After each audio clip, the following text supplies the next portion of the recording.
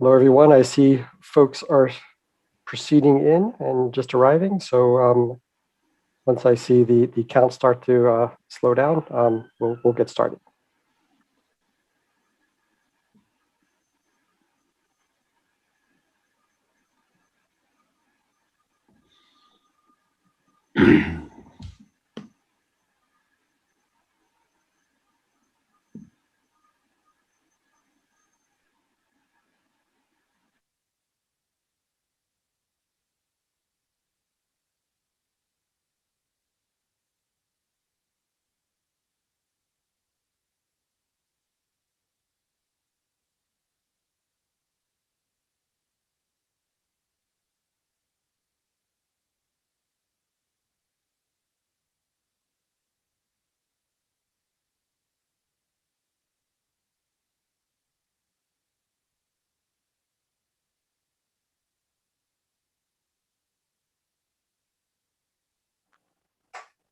All right, welcome everybody. We still have a few folks. Starting to arrive and continuing to come in, but we're going to get started anyway. Welcome to Marketing Optimization, the New Normal. It's sponsored by Sigmoid. My name's Ken Mallon, and I'm the president of Mallon Advisory Services, and I'll be moderating the panel today. Now, before I introduce an amazing set of speakers, and just glancing around, I can see a number of them even pulled out their collared shirts. And Stephen, back of the closet for the jacket. Nice job there, Stephen. Now, this is going to be an interactive session. We're going to have polls for you to participate in, and I'm going to invite the audience to submit questions as well. And this webinar is being recorded, and so it's going to be available to all the participants afterwards. And at the end of the session, I'm going to ask folks to just stick around for a couple minutes and kindly complete a survey to help us continuously improve the webinars. And now, without further ado, it's my pleasure to introduce the speakers, and I'm going to kick things off with Ryan. Go for it. Hi, my name is Ryan King. I am the Managing Director of the Data Services Organization at Samba TV. We help power our clients with either cross-platform insights or data where clients can sort of activate on their own with our unique data set. Awesome to have you here, Ryan. Obviously, TV data is super hot during the pandemic. Next introductions, let me turn it over to Stephen. Hi, Stephen Melman. I'm Senior Vice President for Global Research and Operations at Dynata, measuring the life cycle of the ad campaign. I'm also a member of the Board of Trustees for the Advertising Research Foundation, the ARF. Pleasure to have you, Stephen. Longtime industry guru. Couldn't think of anybody better to have on this kind of panel. Jeevan, hand it over to you. Jeevan from Zynga, introduce yourself. Hi, I'm Jeevan, Director of Data Science and Analytics at Zynga. At Zynga, I've led data science for numerous gaming franchises, such as Zynga Poker and Words with Friends, to name a couple.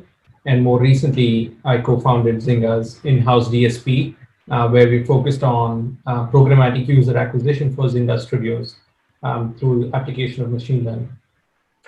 Jeevan, so exciting to have someone from Zynga on the panel today. It's an exciting gaming company, so looking forward to hearing your insights. Finally, turn it over to Rahul from Sigmoid. Go ahead and introduce yourself. Hi, so I'm Rahul Kumar Singh, co-founder and Chief Analytics Officer in Sigmoid. In Sigmoid, we help solve business problems using machine learning, AI, and big data technologies. We work with several Fortune 1000 companies across sectors, such as retail, CPG, pharma, gaming, edtech, and so on. Fantastic to have Sigmoid's co-founder, Rahul, here. And thanks again for sponsoring this webinar. Now, before we get into questions, we're going to go to a poll. I said this is going to be interactive, so go ahead, audience. I've got a quick poll here. Now that the pandemic is waning, how is your market investment changing? Is it lower than pre-pandemic levels, back to pre-pandemic levels, higher than pre-pandemic levels? And if you're not on the side of the business where you do invest, what are you observing if you're kind of on the publisher side or agencies, et cetera? Polls are coming in. I know we have a lot more participants here today, so me being a statistician, I want to see those sample sizes go up. So keep them coming in, guys. All right, I'm going to end this poll and see what we've got. Right, it looks like it's pretty balanced. I mean, some are saying lower, some are saying back to pre-pandemic levels, some are saying higher. Yeah, pretty balanced in the 30s across the board. Any of our panelists want to make a comment? Does this seem out of whack to you? Yeah, it does seem a little odd. Being in the advertising measuring business, we have seen a real uptick in spend and measurement. Sure. But maybe that's just the folks who are measuring. Right. Yeah. All right. Now let's kick off some questions. Now, this is really about marketing optimization, and I always hear people talk about real time. Real time. That's like the eye candy everybody wants, right? People ask for real time, but are we there now? And really, how important is it? Maybe start it off with you, Ryan. Is real time really real time? Do people need second by second data? What is the right cadence, and where are we from a technical standpoint? Well, I guess when you talk about sort of attribution work, real time to me would be next day or 2 to 3 day delay, because there's a lot of data that you need to sort of resolve before you make those decisions and create an insight. If you're really doing real time within seconds type of measurement, you probably are citing more with less click attribution. And to me, might be valuable to some areas, but you're not really understanding the full breadth of your campaign if you are relying on just a last touch point for that conversion. So I do think we're there. I just think it, like, real time is a little overused term, and it's really about, like, as long as you can resolve next day within a week, you're in a good spot to make some pretty key decisions to change your media optimization plans. Yeah, let me just ask you, Stephen, to take this as well, because you work with a lot of different industries. You're interacting with different kinds of customers, and you're probably seeing a lot of different ways that people think of real time. What's your answer to this? Is it here, and is it necessary? Yeah, I mean, in a sense, real time has never been here, and at the same time, it's been here for a while. So real time, what it really means to most people is, do I get the data fast enough for it to be useful? And it depends on what you're doing and whether the technology can catch up. If you are doing audience validation and you want to do quote unquote real-time optimization with respect to fraud, with respect to in-target delivery, with respect to viewability, all things that are important to do, you're going to get those on about a 24-hour delay, generally speaking. And that's pretty darn good for that kind of work. When you're looking at survey work coming in and you're measuring, brand health, or you're measuring a campaign in field, those really should never show up in real time. They should go through a cleaning process first. Usually those are nightly processes. When you're dealing with linear television, there's usually a delay of, depending on where you're getting it from, several days to potentially 2 to 3 weeks before you're getting your data back. And so, as with all things, the question is are the data coming back fast enough for me to use to make the business decisions I need to make? And if they are, that's real enough. Right. Yeah. I mean, you're really talking about, from the customer perspective, what does real time mean, and how often do they really need things? Let me turn it over to Jeevan and Rahul, getting a little bit more on the technical side. What are the technical challenges standing in the way of marketing optimization? Because at the end of the day, marketer wants to get the right message in front of the right person at the right time. How do you do that? What are some of the challenges in terms of collecting data, cleaning data, providing it into the systems as needed to make decisions? I'll start with you, Rahul.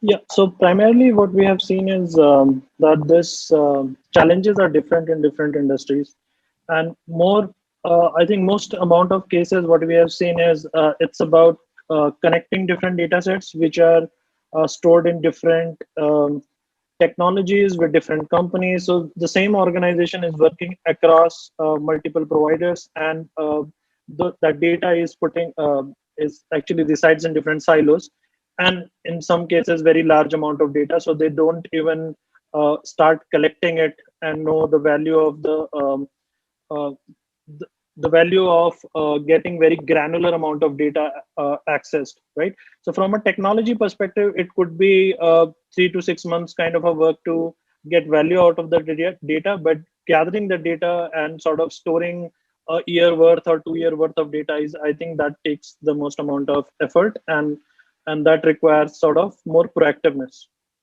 in that sense. So on the technology side, I don't see a lot of challenges at this point on at least on analytics side and optimization side. Right, we'll get into later some of the challenges around investment. We'll talk later about, are people investing enough? Because it sounds like you're saying, hey, as long as you invest, technologies are there to make this happen. Let me turn it over to you, Jeevan, because Zynga is in a unique situation because often you're seeing not just the ad exposure, but you're seeing things all the way through to people downloading games and playing games and so forth. What, if any, technical challenges are you seeing? Yeah, I agree with Rahul. Just merging data from different sources is a big challenge, reporting and attribution, for example. And not only that, owing to Apple's changes to attribution methodology for iOS, it kind of complicates situations a lot more. Although in theory, it seems like for app marketers, you're getting data from the app, from MMP and ad networks, and you should be able to ideally kind of make like a simple data set that kind of merges all three. But it's hardly it's a really tough job to actually make sure that your data is aligned and available at the lowest granularity or regularly and consistently error-free. It's kind of actually like a big challenge. And the math and the modeling itself is relatively straightforward, but just making sure that we have accurate data across all channels, across early funnel and late funnel metrics and engagement metrics is a challenge, just because of the numerous number of players involved in actually delivering the data. So yeah, it's actually kind of a major challenge. Yeah, one of the things you mentioned, just a quick follow-up question to you, Jeevan, is you're talking about having to balance between data explosion and granularity. You want to get granular, but at the same time, if you get twice as granular, all of a sudden you have twice as many data points. So my guess is this is a big part of it too, is sort of finding your way. Where's that happy middle ground? Yeah, very much. So we want to kind of support multiple types of stakeholders. Executives who just want the high level versus user acquisition managers who are kind of really fighting up battles with every dollar that they are spending, to actually give them all the tools that they need to actually so that they could actually improve their campaign performance.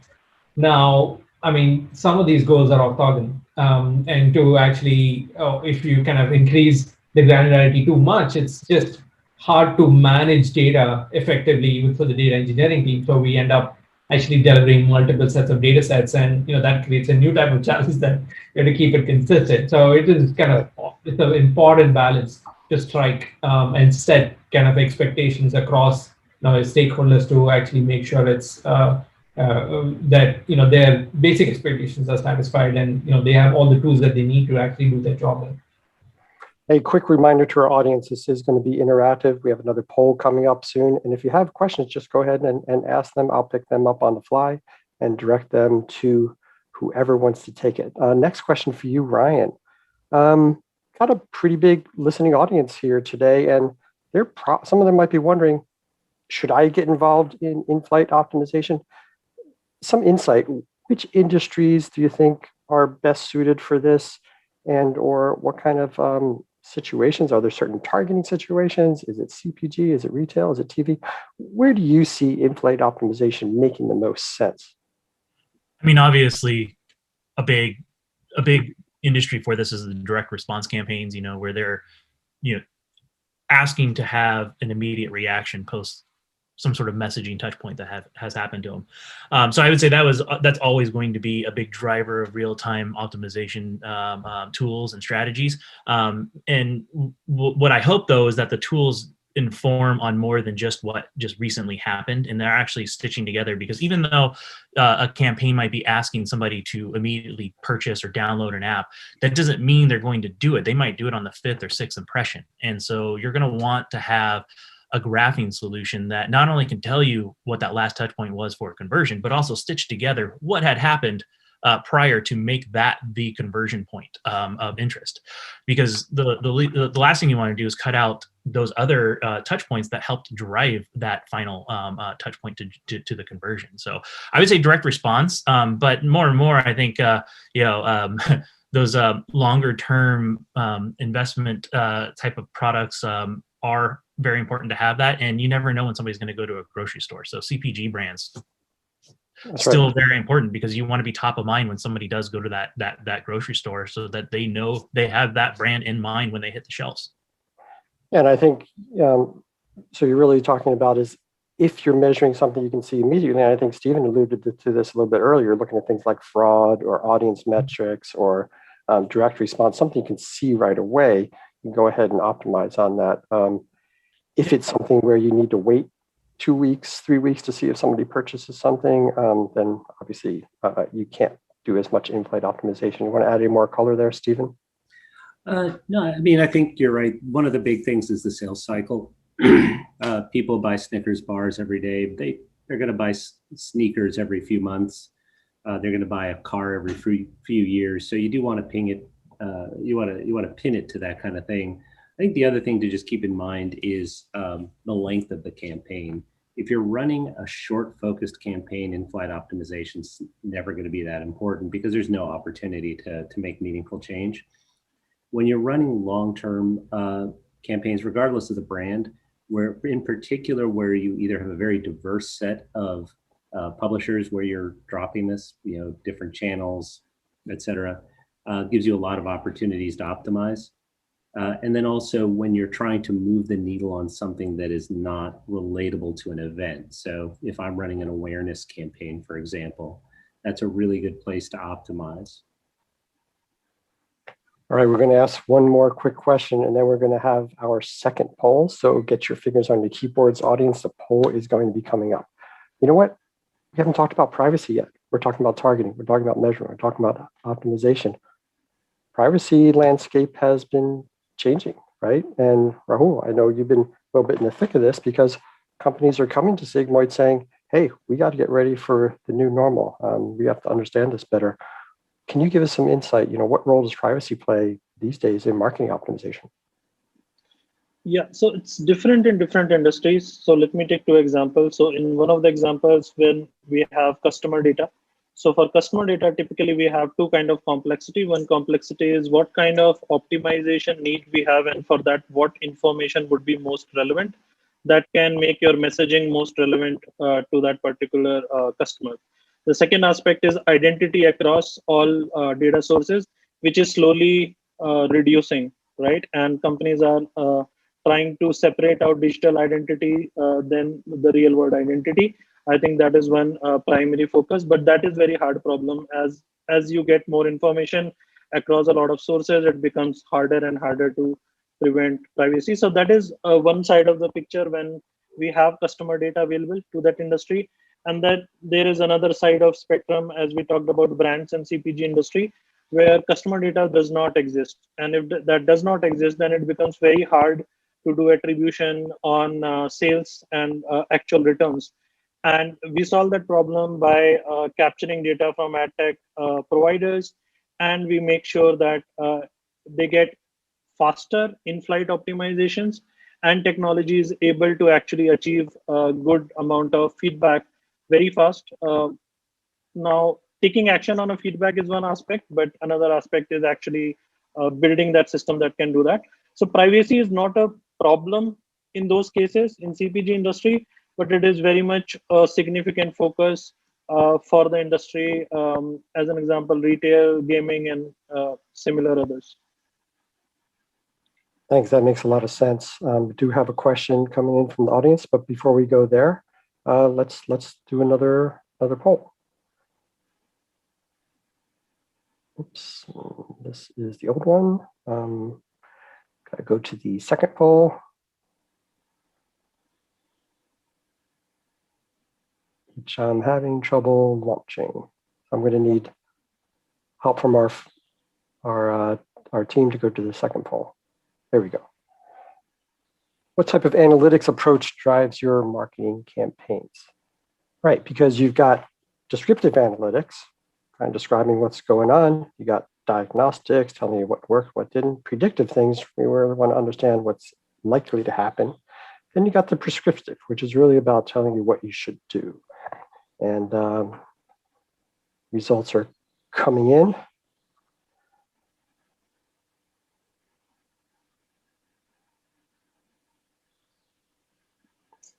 I know we have over 80 participants, so let's get these sample sizes up. We got some numbers coming in here. I'll give it another 10 seconds and end the poll and see what we've got. Diagnostic analytics currently in the lead at 44%. All right, we're going to end the polling. Take a look. Yeah, descriptive. You know, my sense is that a lot of what we do is descriptive. And so it's a little surprising to me, at least, that one's low. Diagnostics are obviously critically important. Prediction is really about the future. I think we'll get into a little bit later, talking more about AI and machine learning. Any reaction from the panelists on what you see here? Pretty powerful, of course. When you look at UA managers and UA kind of function at Zynga, I think it's important to look at what's working versus not working and actually make decisions. So I feel like it's fair. Yeah, pretty par for the course, I guess. Again, I mean, I'm used to seeing people probably gravitating more to descriptive things, but I like that people are thinking more about other ways to use it. Thinking about outside the box. So Ryan, I'm going to next turn to innovation. And I know you've led innovation teams before. You and I have worked on patents before, so a lot of fun innovation has occurred. Is there any innovation going on now in marketing optimization? And if so, you know, what is it? I think for the past few years, and you were part of this for a bit too, is the bringing scalable TV data into the digital world has really, I think, set the marketing optimization into a new phase. Because before, you know, you'd have to do everything in silos. You'd have to measure TV in a silo, and you'd measure digital in a silo. And now there's multiple companies out there, Samba being one of them, that can combine this all into one single data source and actually inform on key areas that have only been guesses or a modeled approach in the past. So I would say the proliferation of scalable TV data that is robust and able to basically match what digital has been doing for almost 2 decades. I remember thinking about this over a decade ago and thinking, why can't TV just be like online, where you have data on, like, you know, a per device basis that you can use for analytics? And now we have it, right? We have it at scale. You and I sat in a conference room talking about this when we were at Ipsos, and when Samba TV data came to market, we were like, we think we could use this in a survey-based platform. Yeah, and in fact, we're doing this in concert with Samba right now, doing combined digital, TV, and other stuff tied back to panelists.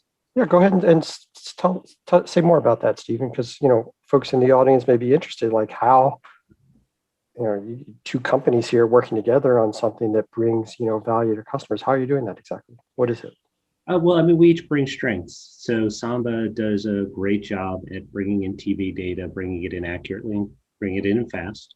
We do a great job at building large, fully opted in, privacy compliant, engaged panelists that we can track for, let's say, for digital as well and other things. And we can tie those two together in a privacy centric, fully permissioned basis and build measurement across multiple channels using the combination of what we bring to the table. Okay, so it sounds like Samba's providing the exposure data and Diana's providing some of this outcome information, and you're bringing that together to help marketers optimize and measure campaigns. And just to add on for Stephen there too, is like, you know, it's great because we provide that passive data source to them so they can focus in on the actual core area, and that's asking the consumers their thoughts on a brand. Yeah. You know, another big piece of innovation and sort of the eye candy of the industry is machine learning and AI. It seems like you can't walk anywhere for hearing about AI, whether it's in movies, whether it's in the news, whether it's in the industry. Talk a little bit, I'll start with you, Jeevan.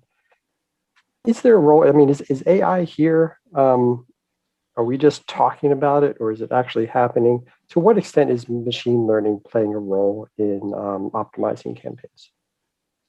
So, Google Universal App Campaigns, Facebook automated app ads are great examples of ML being applied to marketing optimization, at least within apps. And that's and the Google UAC campaigns, create ads, places them on appropriate channel, and then manages the budget and bids to actually get to an advertised goal. That's as complete as an application of ML as it can be to actually, it's just, turnkey, in fact, where you put in your creatives, put in your taglines, and then you put in your budget and set your goal, that's it. So, I mean, a lot of the UA managers love that they don't have to worry about it. But can humans outperform that? That's a different question. But, if you ask me if ML and AI are here, yeah, they are definitely here. All of Google's app campaigns go through Google UAC. That means a large portion of app advertising budget definitely in the world definitely goes through those things. And over the years, performance marketing has become more and more programmatic, meaning brands, apps, games are bidding on ad exchanges directly. Even at Zynga, I think we are kind of in the initial stages of experiment of actually running our own in-house DSP. We're able to kind of demonstrate improvements in CTRs and IPMs, right? So I feel like ML is definitely necessary in the case where you're seeing hundreds of features that we see in the bid requests that we kind of want to optimize for. And the only way we are able to link a bid price to a long-term user LTV will be through kind of machine learning. So I feel like in the future we should expect more and more spend to go through ML and AI.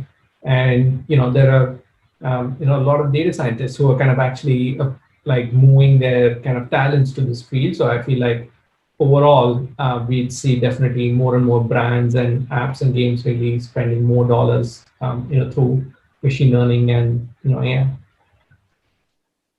Thanks, Jeevan. Now, just for our audience members, I'm from Iowa, so I got to keep things simple. Let me just sort of break this down. I'll hand it over to Rahul to correct me if I'm wrong.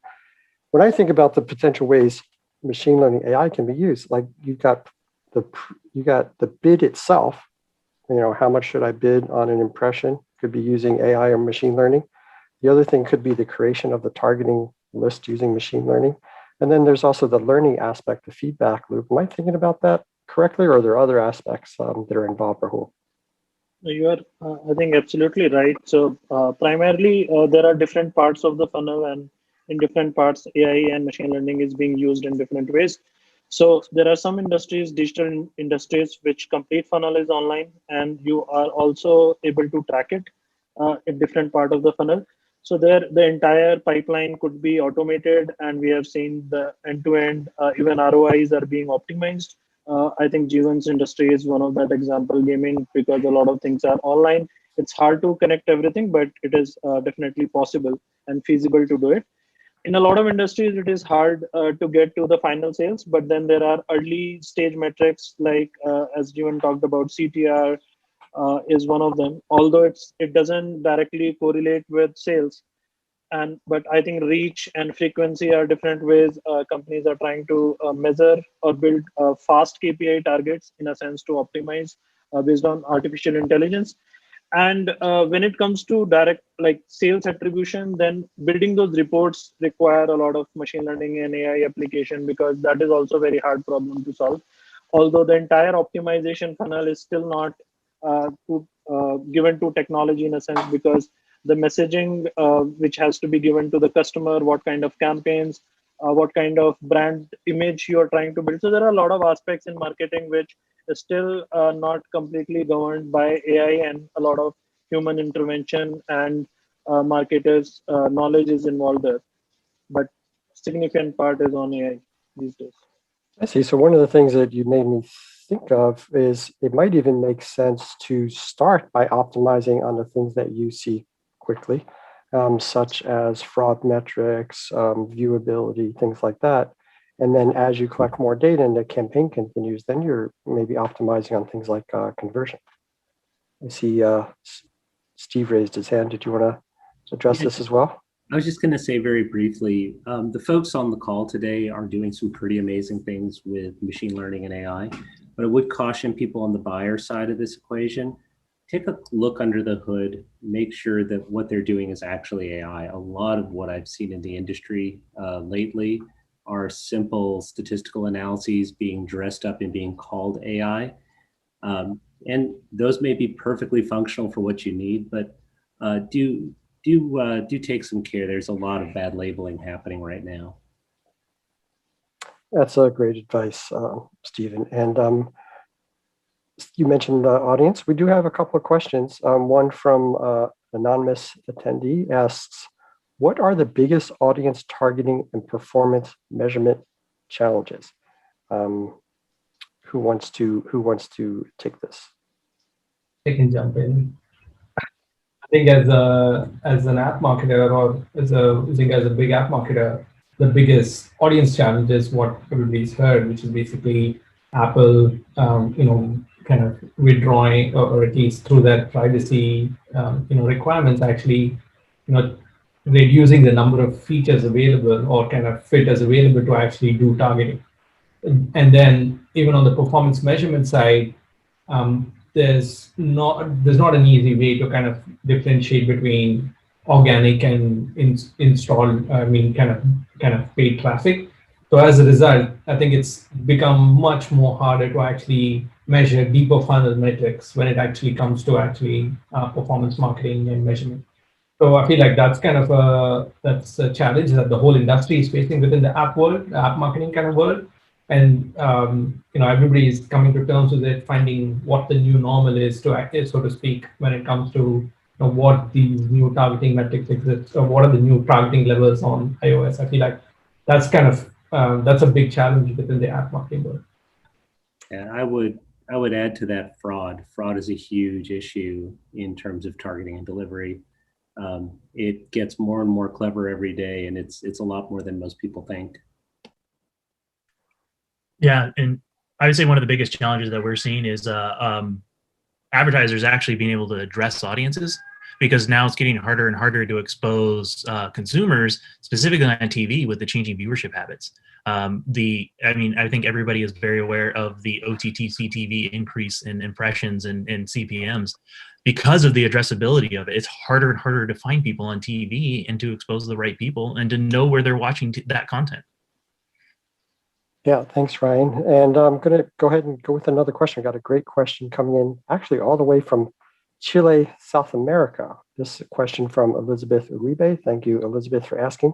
She asks, what do you recommend to optimize the effectiveness of marketing for service companies, right? We're talking a lot about product companies where you can quickly buy the product. And she's asking, because she usually heals a topic for product companies, not for service companies. And she goes on to say, I think that product companies are easier because they sell the most, but I think it's a challenge to promote service companies. Anybody have a comment on the service industry and how they can optimize? Is there really any difference at the end of the day?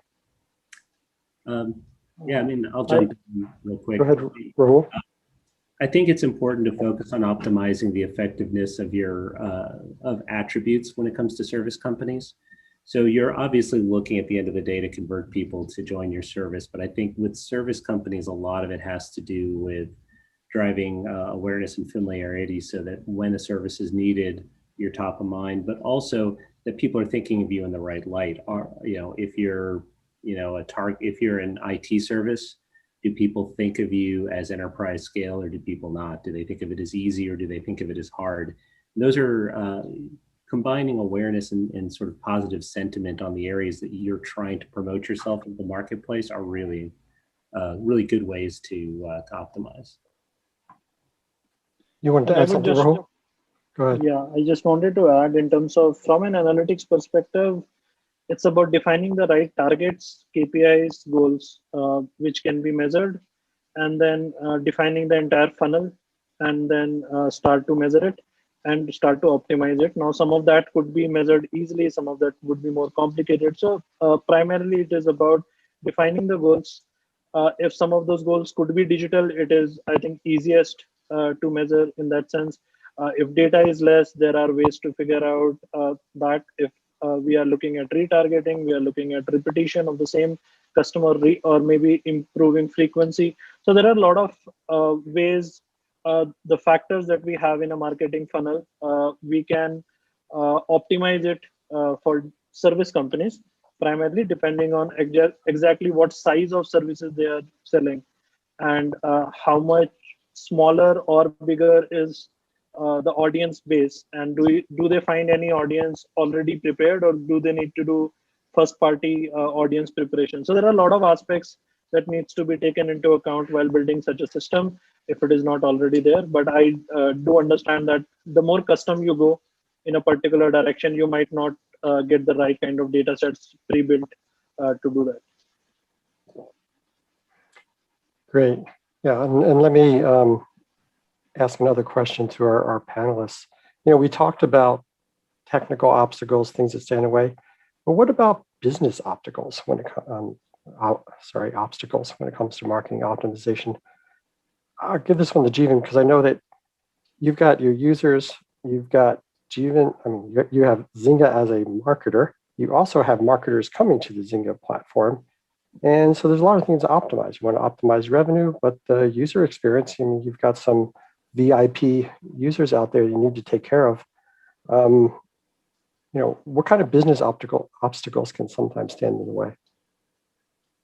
Yeah, just to take a step back on kind of the gaming business. So an important part of gaming and kind of app marketing is that to recognize that users, there are a portion of users who will continue to engage with your app and continue to contribute to a large part of your revenue, and hence engagement and retention is like an important kind of aspect of kind of gaming. And also that we do invest a lot on kind of acquiring users very kind of very often, and we make kind of pretty large investments.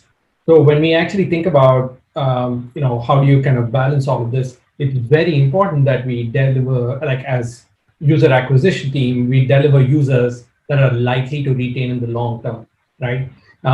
Likely to actually engage with our game. Now we obviously, because we're kind of trying to do kind of a big, we're trying to take feedback early. We rely on early retention, early engagement metrics to actually drive our user acquisition efforts. But there's obviously going to be a big challenge, a slight difference between early engagement versus long-term engagement.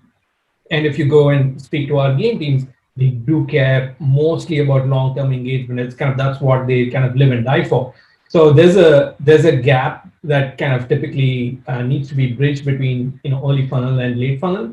Whereas where do you draw the line? Like where is user acquisition team, marketing teams responsible? So that's a kind of a balancing act too. So every team and every company is different. So it's obviously kind of it's obviously challenging to actually kind of give more kind of ownership, or at least kind of hold our UA team accountable.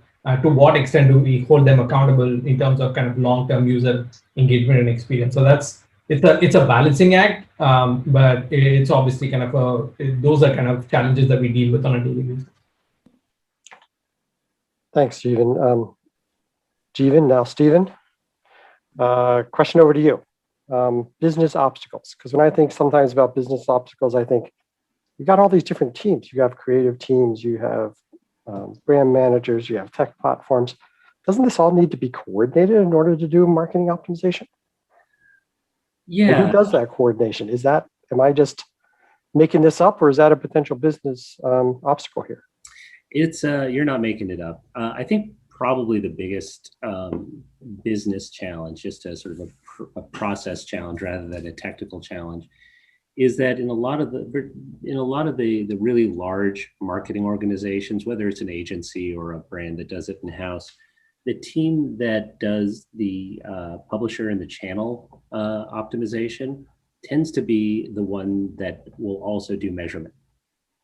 creative team tends to not be involved in that process. And so you get really valuable learnings out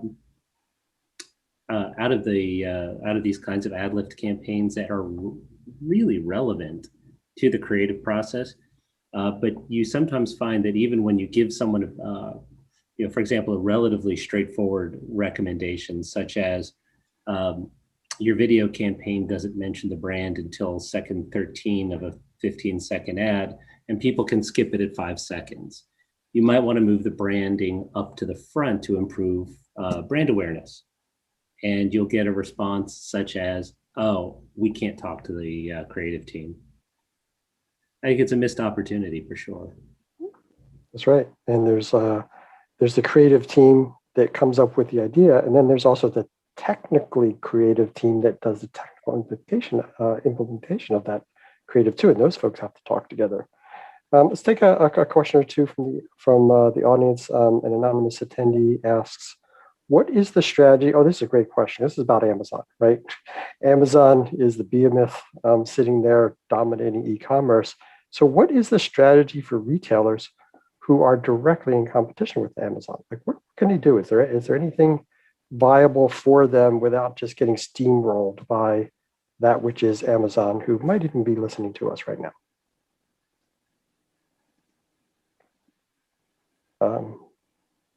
Who wants to take that? That's such a hard question.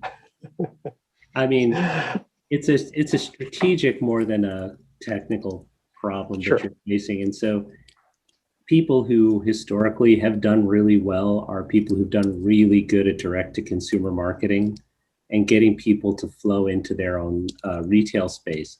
The problem is that if somebody understands the need for a product type, but you're not top of mind, it leads them to platforms like an Amazon or a Walmart or a Target or whoever.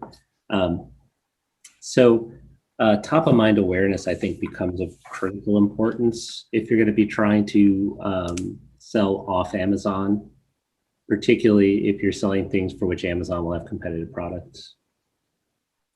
Right, and we shouldn't forget that you can use Amazon to sell your products. So, I mean, Amazon is a frenemy to many retailers. Is it not? Ryan, you have experience here.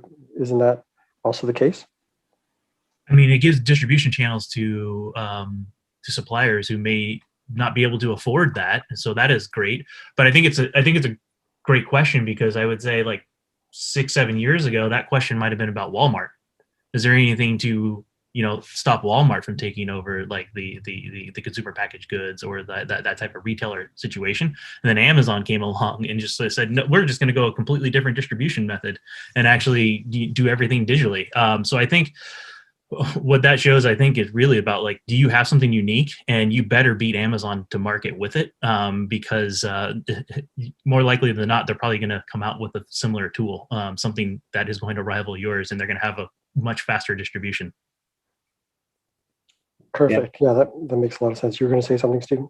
Yeah, I was just going to add to that. It's not necessarily even Amazon is the problem so much as a platform.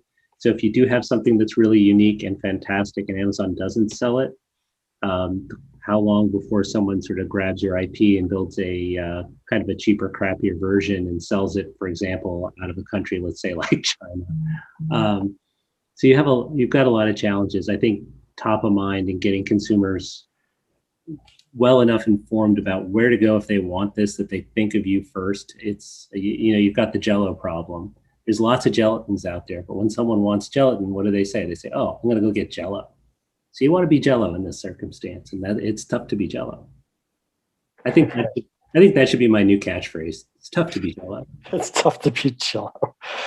Well, from Jell-O, I'm going to switch gears a little bit and talk about investment. In order to make all this machinery run, companies need to think ahead, right? You can't have the marketers coming to their product and engineering teams and say, hey, we need to measure this. Hey, we need to optimize sort of after the fact. It takes a while to build some of this data infrastructure, collect the data, clean it, and so forth. So let me turn over to you, Rahul. Are you seeing companies making the investments they need with enough lead time in order to have all the machinery in place that's necessary? So I think they are definitely late. Most of the industry that we are working with, we have seen they should have done this investment some time back, specifically getting data in place, which takes time to get accumulated so that you are measuring your entire funnel across maybe 1 or 2 years, so that machine learning and AI have enough data to sort of crunch through and make decisions. Whatever type of analytics you want to do, it needs data in that sense. So on that aspect, we see there are gaps, but now due to COVID, a lot of industries, they require and they are sort of starting to invest significantly in building data lakes, merging all sorts of data sets together. Still, I see a gap of building the right data strategy in a lot of companies to identify what data sets they need to go uh, earlier than others while they are started to build this kind of infrastructure, and also at what granularity exactly, what sample set you need, and so on and so forth. So I think there are a lot of challenges on that side uh, by not including your analytics and engineering team into the fore of building strategy. But we have seen a lot of recent, I think, activity on that front. Thank you. Excellent. Audience, thanks for your engagement. Keep your questions coming in. I think we're going to do a couple more questions, have a final poll, and then turn to our panelists to sort of wrap up with any final wisdom before we go. Question here from the audience. Anonymous attendee asks, in situations where customer information is not available, we've kind of addressed this a little bit earlier due to privacy issues, how do marketers find the link between sales and marketing strategies? Like your audience in digital marketing, but we do not know the sale audience. How do you connect the dots? First thing that comes to my mind is you can't get granular. You have to do things on like a fusion level or at some sort of an aggregate, like a zip code or a geographic area or something like that. Am I thinking correctly, or are there other ways to link ad exposure through to sales without having that granular data? Yeah, and just to step in, like, I think this is where ID solutions become a very viable option, because there's ID solutions that need deterministic data points to connect them, but that's not what's available in this situation. You're going to need to go to ones that might look at more probabilistic ideas or other match keys that are available: timestamps, IP addresses, user agents, mobile advertising IDs while they're still available, cookie IDs to a certain extent. Like, if you can get a big enough data set, you can start matching these sort of disparate data points and actually start linking them together if you have that key record. And it's something that Summit TV specializes in, and it's something that we noticed was a problem because we can't hold PII in our data set. There's actually a law about TV viewership linked to PII data, and so we're always anonymizing our data. And so we've gone out and found GDPR and CCPA compliant ways of graphing sort of these data points together so that we can get to a deterministic data set. So it sounds like you're saying in the situation where you don't have that granular customer data, the world's not over. There are probabilistic methods that you can bring to bear. And we've gotten this far in the session without talking about iOS 14.5 and cookie deprecation. So I'll ask you, Stephen, how are these recent privacy changes impacting things? Is the world changing? It's changing slowly, and I think for the better. I think many of you are familiar that last week Google, we were talking about Amazon, got it on the brain. That's good branding. But last week, Google announced that they are delaying cookie deprecation for 2 years. So cookies won't deprecate at the beginning of 2022. It's now the end of 2023. So we've got 2.5 years now to figure that out. iOS 14 has introduced some interesting problems, in particular, the ability to measure advertising in-app. So for those of you who aren't aware, really quickly, with iOS 14, App tracking is off by default. You have to turn app tracking on, and then on an app by app basis, you have to say, yes, it's okay with me that this app tracks my ad, and it's made about half of cell traffic really tough to follow. What I would say is that both this and the previous question sort of rely on the same sets of tools. First, if you can get a large panel, you can get opt-in for these kinds of measurement, then it still works. The difference is that you're no longer looking at census level data. You're using census level data to inform, which is anonymized, to inform data that you have permission to know. There are lots of other opportunities for understanding this. And I think it's probably, some of them are cohort measurement, obfuscation, which is where, and this is popular in some of the TV data, where they will introduce 10% of the data as garbage, so you don't know which is real and which isn't, but it's still plenty to get strong signal. But I would say it's probably one of the things we're going to see is that what we used to do to measure all this stuff is going to become really popular again. So what did we used to do? We used to do a lot more copy testing than we do today. Have more confidence that what we're putting out into field will work. That's still really popular in TV and print, where the ad buy is really expensive, but you don't see it much in digital. The other thing is market mixed models. We've been using these since the 50s. They've become much, much more sophisticated. They work at the aggregate level. They don't give you the granularity that I think we've become used to, but if you're looking at how did my ad campaign impact my metric of interest, sales for whatever, it's a really good one. So everything old's new again. I think you're right, Stephen. And, for those of us with a few of the gray beards around, so thanks for being on the panel today. You're right, copy testing, split market designs, market mix modeling, a lot of this stuff that was invented before we had individual level data. Diff and diff, quasi-experimental design. Yep. Now I'm going to launch the final poll. If anybody, we are going to be ending shortly, so anybody in the audience has final questions that you want to get before we say goodbye to our panelists, go ahead and submit those. Here's our final poll. What challenges do you face in your efforts to achieve marketing optimization? This is great, right? These are the kind of the 4 things we look at. I think you can choose one of these. Too much darn data, right? Overwhelming data. Don't have access to the right data, right? You might have the exposure data, but you don't have the conversion data, or maybe you have some of the conversion data, but not all of them. Skills shortage. You just don't have enough data engineers, data scientists, and so on to make that happen. Or is it about tools? You don't have the right tools that can surface the information that you need. So we've got some good answers rolling in. I love watching the little bars jump around as the data rolls in. 5 more seconds, 3, 2, 1. We're going to end the polling, and let's take a look at some results. Interesting. Access to the right data. I was expecting people to say, and I think this goes to Rahul's comment earlier. Rahul saying, a lot of this is solved. So maybe I'm behind the times and thinking people are overwhelmed with data. Maybe that's starting to taper off a bit. Skill shortage for sure. So maybe people are saying, hey, I need help.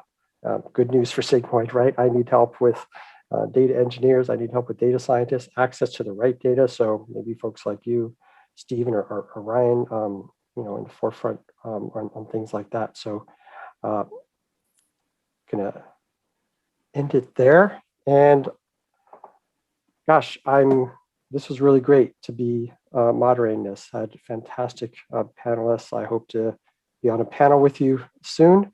And of course, I want to thank the audience. Audience has really hung in there, asked some engaging questions, participated in the polls. Thanks again for joining Marketing Optimization, the New Normal. And special thanks to Sigmoid for hosting this panel and sponsoring it. Thanks again, and we'll see you all in the next webinar. Thank you, Ken. Thanks, Ken. And Take care, everybody.